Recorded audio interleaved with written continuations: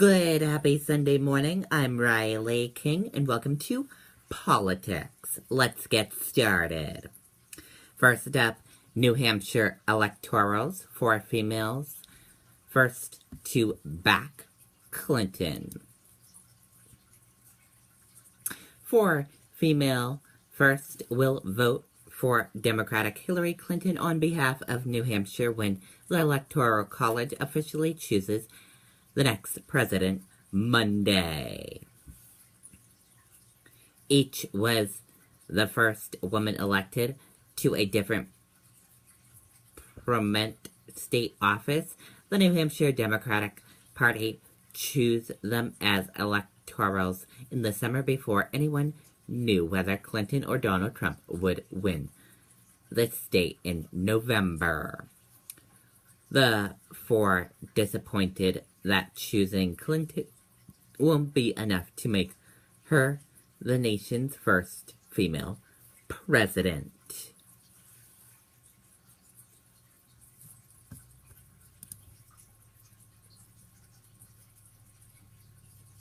Hassan assigned to U.S. Senate Homeland Security, Health, Education committees. Shortly after Governor Maggie Hassan takes office as U.S. Senator on January 3rd, she will begin serving on two key committees important to combating the drug crisis and addressing the student debt problem, as well as to national security and overall government effectiveness.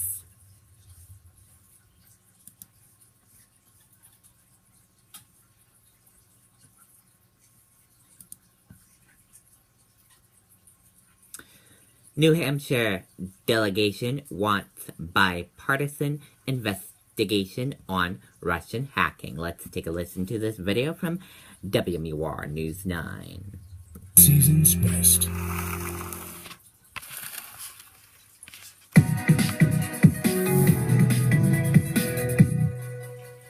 Tonight, U.S. intelligence agencies are in agreement. Russian hacking during the election was directed by the Kremlin at the highest level with the intent to impact the outcome in favor of President-elect Donald Trump. And as we get closer to his inauguration in January, many members of Congress want answers now. We are a digitalized culture, and there is hacking going on every single day. While President Obama tried to put evidence of Russian hacking into a broader context, the FBI concurred with CIA findings that the breach of DNC emails over the summer was directed by the Kremlin at the highest levels. So after her appointment to the Homeland Security Committee, Senator-elect Maggie Hassan wants congressional involvement. Well, this is truly very, very concerning. I am in complete support of a bipartisan review by Congress of what happened here. On Monday, members of the Electoral College are scheduled to certify Donald Trump's November victory. But several electors, including 4 from New Hampshire, have asked for an intelligence briefing on the alleged hack job before that happens.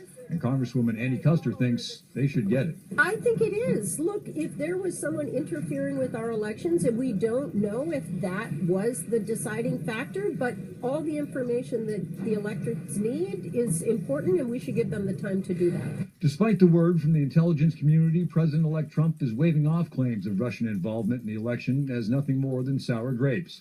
But on January 20th, Vladimir Putin will be President Trump's problem to deal with. And outgoing Senator Kelly Ayotte hopes he'll take a different approach. I would like to see our President-elect Trump go in a position of strength. We have to understand who we're dealing with when it comes to Vladimir Putin. As I've said before, he's a bully.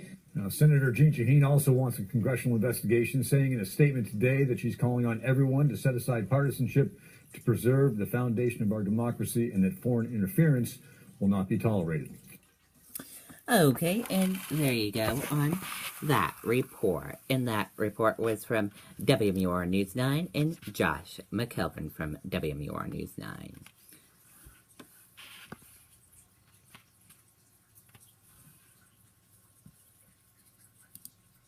Trump says China should keep drone they agreed to give back. President-elect Donald Trump said tonight that China should keep the U.S. Navy underwater drone that had been seized in international waters in the South China Sea. The Pentagon said Saturday that China agreed to return the drone.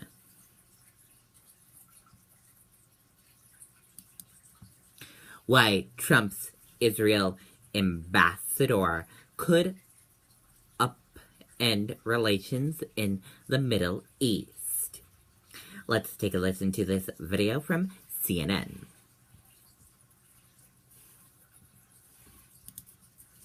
In tabbing his longtime friend and bankruptcy lawyer David Friedman as his ambassador to Israel, Donald Trump moved to make good on a campaign promise. We will send a clear signal that there is no daylight between America and our most reliable ally, the State of Israel. By appointing the hardline Friedman as ambassador, Trump could be signaling plans to reverse decades of U.S. policy towards Israel. Friedman, an Orthodox Jew, has no experience in diplomacy.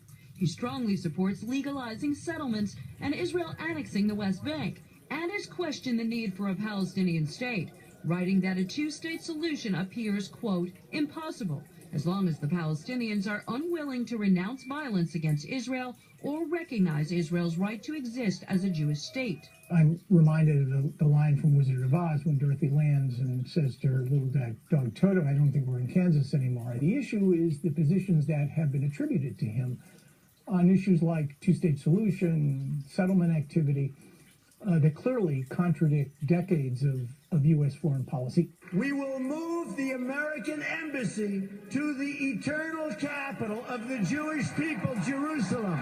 In a statement, Friedman said he looked forward to doing his job, quote, from the U.S. Embassy in Israel's eternal capital, Jerusalem, echoing his promise to Israelis in Jerusalem in October. The law provides that the obligation to move the embassy to Jerusalem can be waived at the desire of the State Department. The reaction from Donald Trump is going to be, you know what, guys, you're all fired.